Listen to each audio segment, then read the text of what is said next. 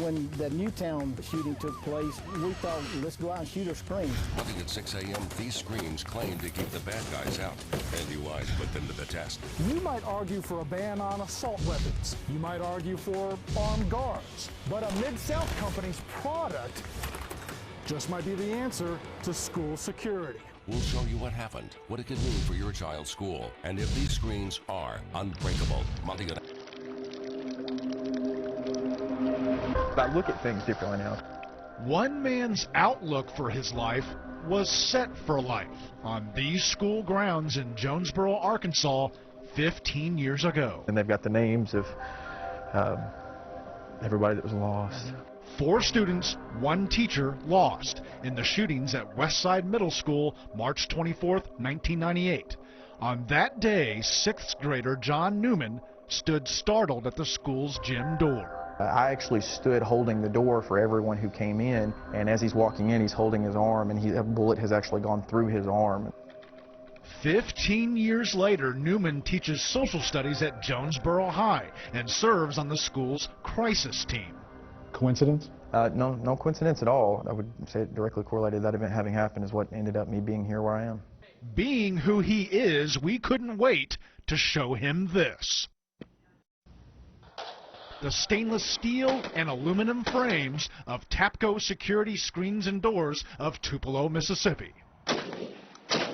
The steel screens themselves will not stop bullets, but the hardcore aluminum frames stopped a few .40 caliber slugs. Tapco designed the screens to delay a school intruder.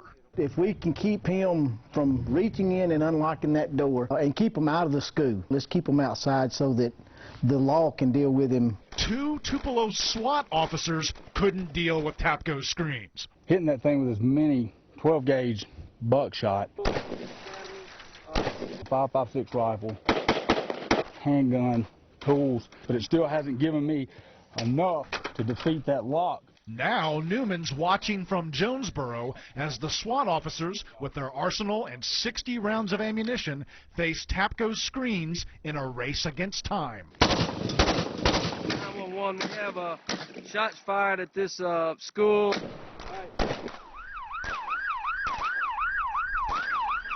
Police arrive in 4.5 minutes. He's here long before we ever get anywhere inside. The SWAT officers still haven't compromised the screens enough to break through the doors. Wow. The 1998 shootings at Westside took place outside, right in this yard next to the gym.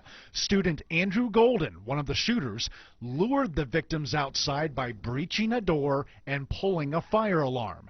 Newman says Tapco screens might have helped save lives that day if Westside had then what it has now, locked exterior doors. If you also then, in addition to that, have these screens, then doors locked, can't get in, can't shoot through the window to get in. So our circumstance might have also been avoided. So Golden may not have been able to get in to pull the fire alarm. Right. You know, that screen right there would be tough for someone to get in. Thinking about your child or your child's school. Oh, absolutely. I would put this on my house and protect my child and my family at home. For sure on the school. For sure, these screens are not the cure-all for school security. Newman says it'll take a combination of Tapco's screens, a solid weapons policy, and responsible parents so that no other school has to build a memorial. But you take all these things together and you know, it's the safest that you can be. Andy Wise, Action News 5.